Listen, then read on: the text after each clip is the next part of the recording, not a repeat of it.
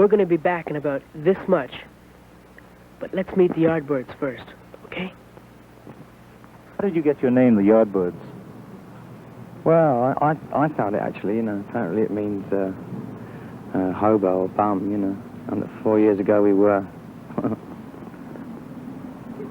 Has the group changed much, you know, in personnel? Has it changed much? Yeah. There's only 3 original members actually. It's myself, and Jim, and Chris. Is London really the swinging city it's supposed to be? Yes. You've travelled around the world and you've seen a lot of cities by now. As a city, in comparison with the other cities.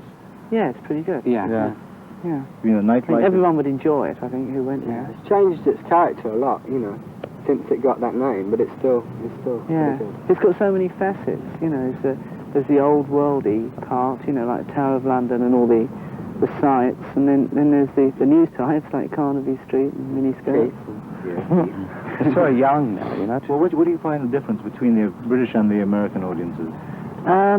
Well, I'd say the British. I mean, I'm not attacking them, but obviously, what with the English scene being so big within the last 2 or 3 years, and yet it even being, you know, bigger before that, they've become so saturated that they don't really show very much appreciation, even though they are liking it, you know. You don't get the big sort of riot things and mobbing the stage anymore. I mean, that's just finished completely. Have you any ambitions? Unfulfilled? Yeah, well, I'm making a film. On your own? Yeah. Well, what is it? With equipment. Oh, it's just a sort of system of events, you know. It's not finished yet. It started. What inspired you to go into film? Was it Blur?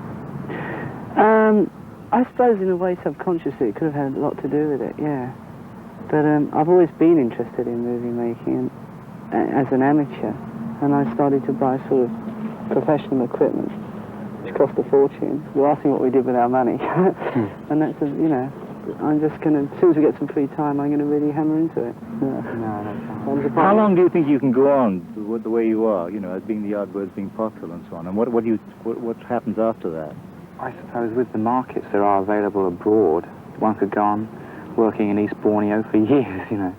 But as regards future plans, I should imagine and it's hard to put a target, but one could say 2 years or so, you know.